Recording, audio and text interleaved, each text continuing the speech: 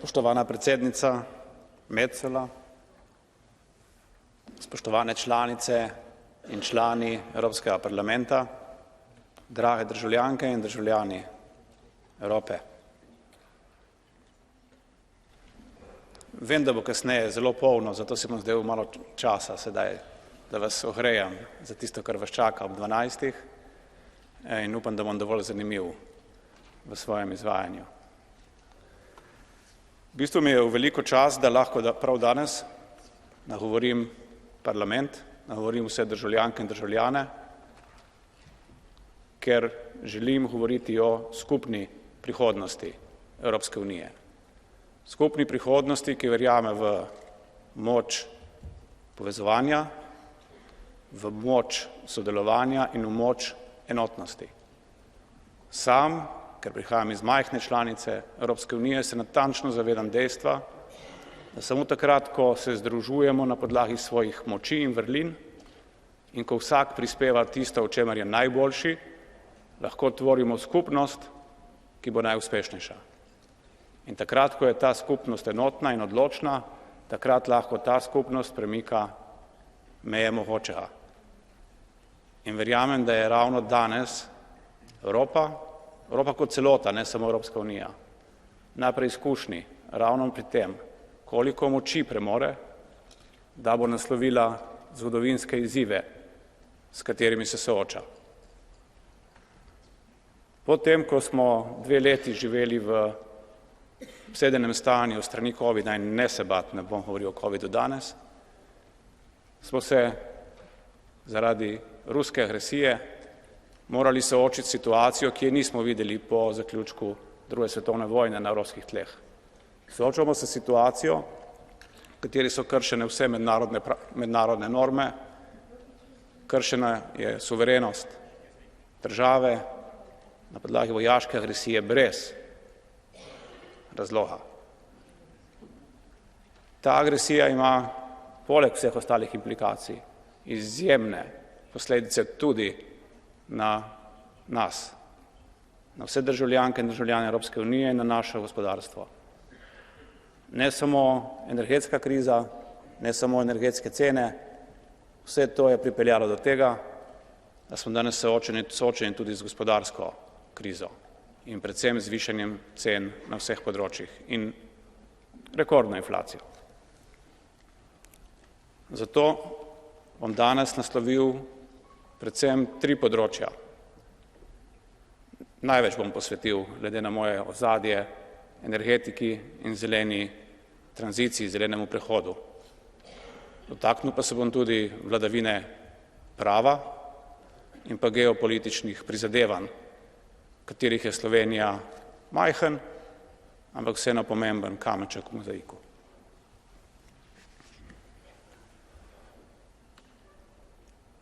Dear ladies, dear gentlemen, let me give you just a brief background on myself in order to fully understand why I will address energy as the major topic during my speech. For the last 15 years, I was working at the energy company, the company that I founded and I was running as the CEO, the company that grew from 0 up to 3 billion in revenues, the company that was the largest energy trader in Southern and Eastern Europe, the company that grew from 0 to the largest supplier of electricity in Slovenia, and the company which in the latest years was also the largest provider of solar power plants, meaning that we did embark on the investing in renewables as well. Having said that, let's switch to the main topic, and that is energy. It is totally clear to everyone that overdependence on one gas source, which is from Russia, led to the weaponization of that particular energy source during last year, and that the consequences of that weaponization we are facing right now. But even though the lack of supply was rightly addressed by the swift action both by the Parliament and Commission during the last weeks, meaning that just by combining the 3 factors, which is being able to reduce the demand, being able to find new sources from friendly countries, and being able to keep the pipelines open throughout Europe by implementing the solidarity clause, we were able to cover for the energy needs.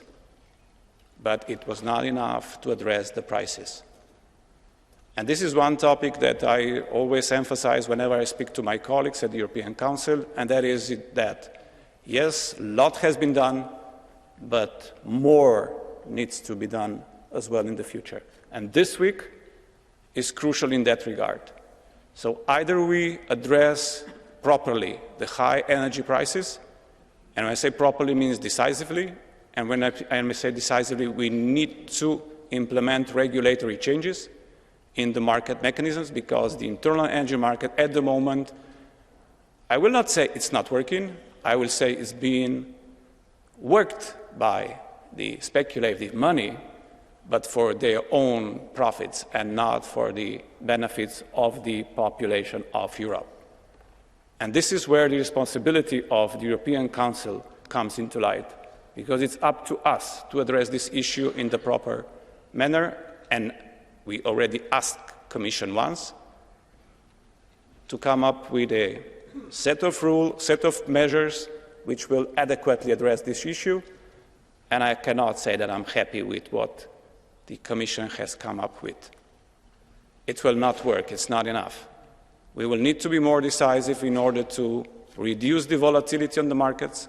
We will need to be more decisive to eliminate spikes, price spikes, and we will need to be more decisive when it comes to the gas price caps, sorry. And it's the energy ministers sit in the Council of today.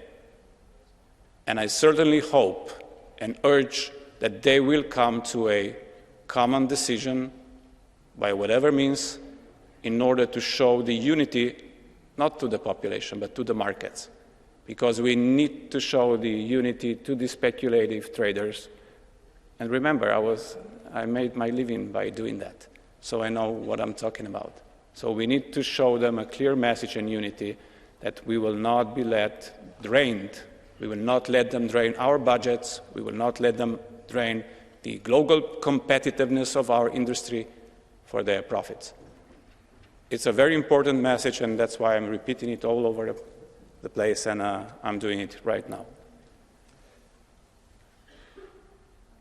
But the future doesn't stop today and doesn't stop this winter, so we need to look forward, onward, and the green transition is actually not just the only way forward, but it is also the only way that addresses the three issues simultaneously.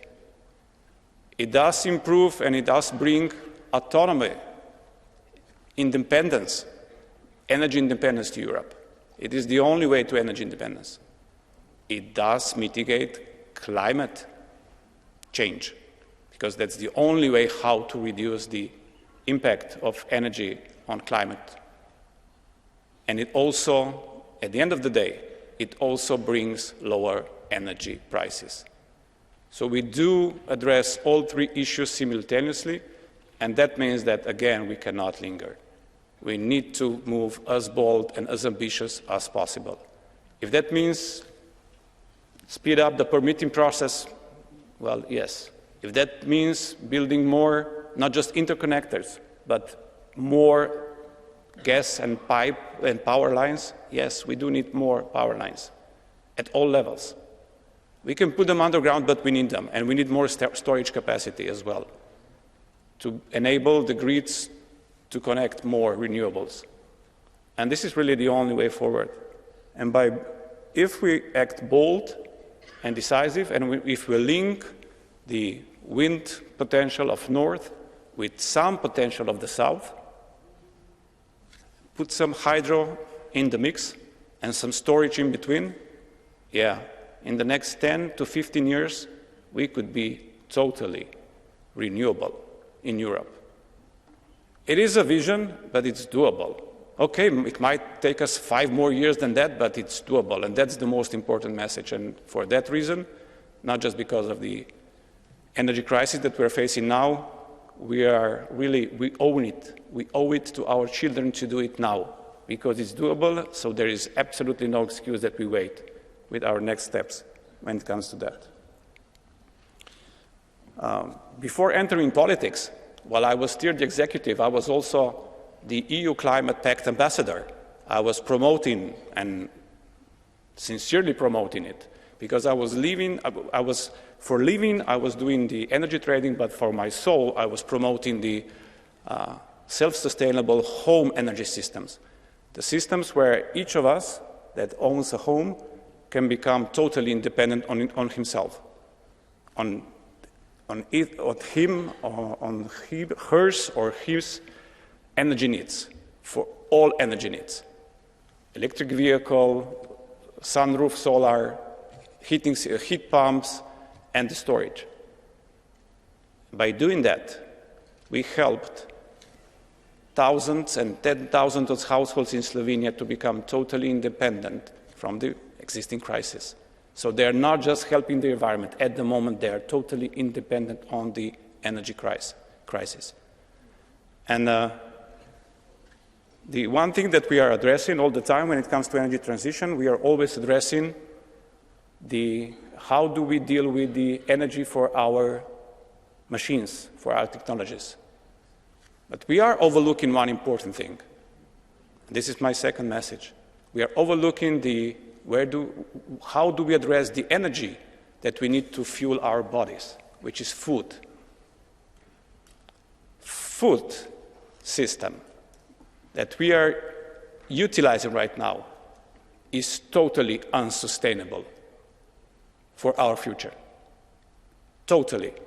Unless we change the food production and food consumption in a very thorough way, we will not be able to meet any of the climate goals. Because if the rest of the world would follow in our steps, we would need 7 planets just to sustain the food consumption, which is obviously not something that can be done. Now, of course, each of us can start the change in himself or herself, changing the diet. Of course, that's easy. Just switch from less meat. I'm not saying no meat, but let's consume less meat. Let's consume more plant-based food. Anyway, it's healthier, but this is not the story today. But in that way, we will help the planet, and we will help our children as well. Not just by teaching them how to be healthier, but also in teaching them how to be sustainable. But that's individual choice. What is the responsibility of the government or of the authorities? The main responsibility is the building of the awareness of scientific facts when it comes to food, plus, and this is important, to enable the choice. Enable the choice of healthier food to be available in public systems. That's what we did on a small scale in Slovenia back home, and results are amazing. We didn't have to force anyone, and 50% of consumers at a particular facility switched within a month on a totally plant-based food. It was an individual choice that was enabled by the authorities, not enforced. This is very important. Going back to the other thing where the responsibility of the government is even more, of the authorities even more crucial, is, of course, rule of law. And when it comes to rule of law, I will share a personal story with you. As you already remember, most probably, I was minding my own business, earning lots of money, and being quite happy. Up to a certain point when I realized that the rule of law in Slovenia is just being eaten away by the previous government. The judicial system was slowly being weakened. The freedom of speech and the media, especially freedom of media, was being taken away. And at a certain point in time, again, being happy, I just realized I don't want to live in a country where the rule of law is not existent. This is why I stepped into politics. This is why I stepped out of my comfort zone, not in my comfort zone. And this is why I stand here. And this is so important and that's why I realized that the rule of law is not something to be negotiated about, but it's something to be enforced. And that is the responsibility of all of us that are in the political system. By saying that, the first thing that comes to your mind once you have to make a decision whether you step into politician role or not is, okay, how do we deal with all the exposure? The fake news exposure, hate speech exposure, because that's immediately what you get once you decide to step into politics. And I'm not speaking about uncoordinated or spontaneous fake news or spontaneous hate speech. I'm speaking about hate speech which is financed and instigated by the existing political forces or lobbies. Doesn't matter what you call them. So I urge, and I know that you've already done some steps when it comes to hate speech, the Parliament. I know it's been the Council, the European Council again, who is blocking it. But I urge you to find new ways how to address the issue of paid-for hate speech with a clear goal. And the goal is, you know what? To keep the decent people out of politics. That's really the goal.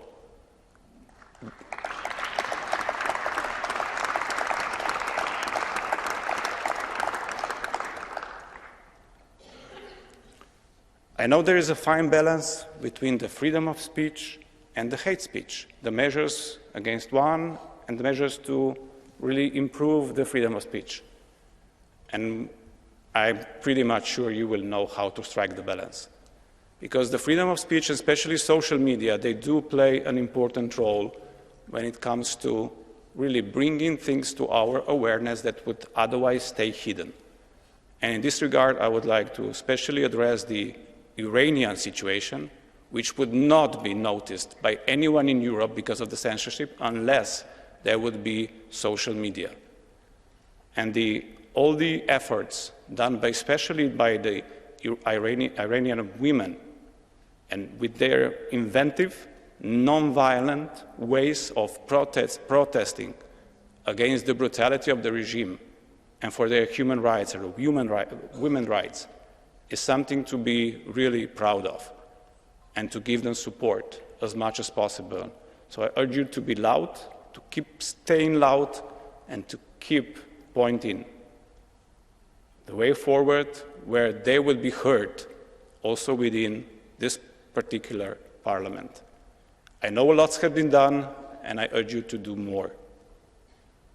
Let's show them that we do know what our geopolitical responsibility is, even though most of the time, again, within the European Council, that's not the case.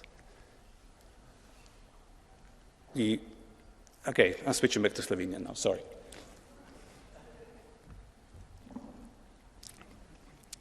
To me pripelje do zadnje točke na agendi, do geopolitičnih prizadevanj, tudi Slovenije. Če kje je Evropska unija pokazala odgovornost in enotnost v primeru ruske agresije na Ukrajino.